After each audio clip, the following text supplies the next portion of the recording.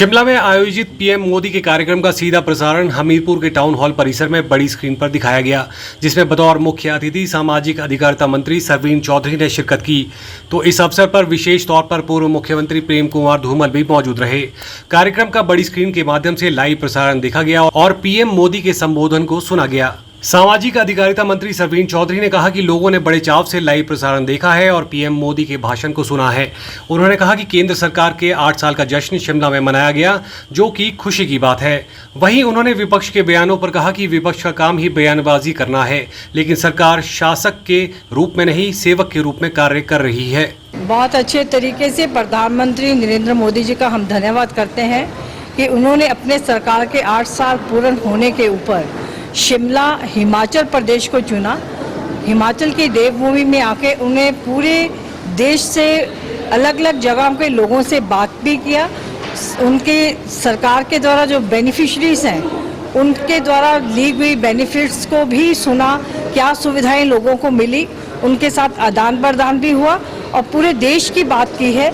जिस तरीके से जो जीवन यापन पहले होता था और आज के आधुनिक युग में, डिजिटल युग में नरेंद्र भाई मोदी जी ने प्रधानमंत्री के रूप में जो किया है, उसका ब्यौरा प्रधानमंत्री जी ने अपने श्रीमुख से शिमला से दिया। और हमीरपुर में भी इतने लोग इकट्ठे हुए, हर जगह पर, हर डिस्ट्रिक्ट में लोग इकट्ठे हुए, इसलिए ज़्यादा लोग अपने अपनी जगह से, अपने अपने डिस्ट्रिक्ट से सीधे तौर पर विजुअल माध्यम से प्रधानमंत्री जी के साथ जुड़ सके।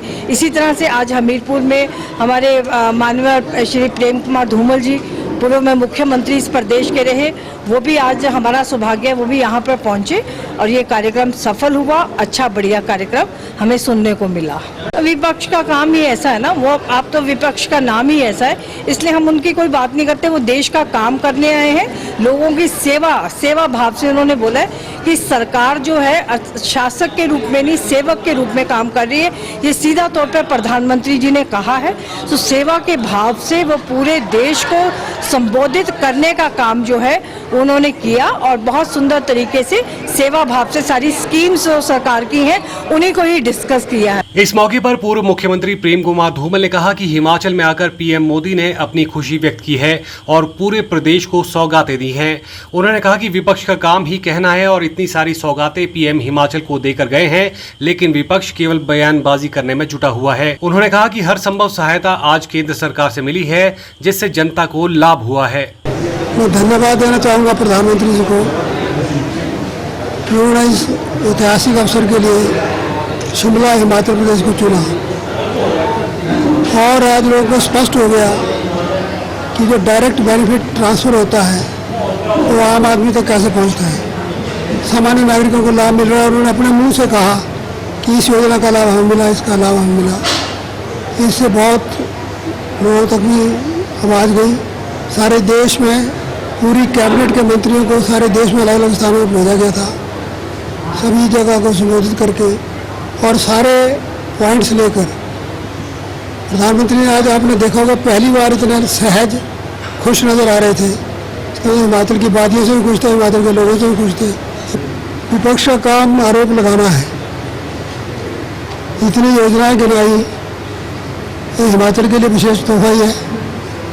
और जिसका जिक्र जयराम जी ने किया था कि स्पेशल कैटेगरी स्टेट का स्टेटस, उसके माध्यम से 42,000 करोड़ रुपए का लाभ एक वर्ष में होता है हिमाचल प्रदेश को। तो इससे बड़ी गिफ्ट और क्या हो सकती है। और मुख्यमंत्री जी ने तो 200 करोड़ 400 करोड़ ऐसे अमाउंट की घोषणा की कि जो सरकार ने डायरेक्ट दिया है।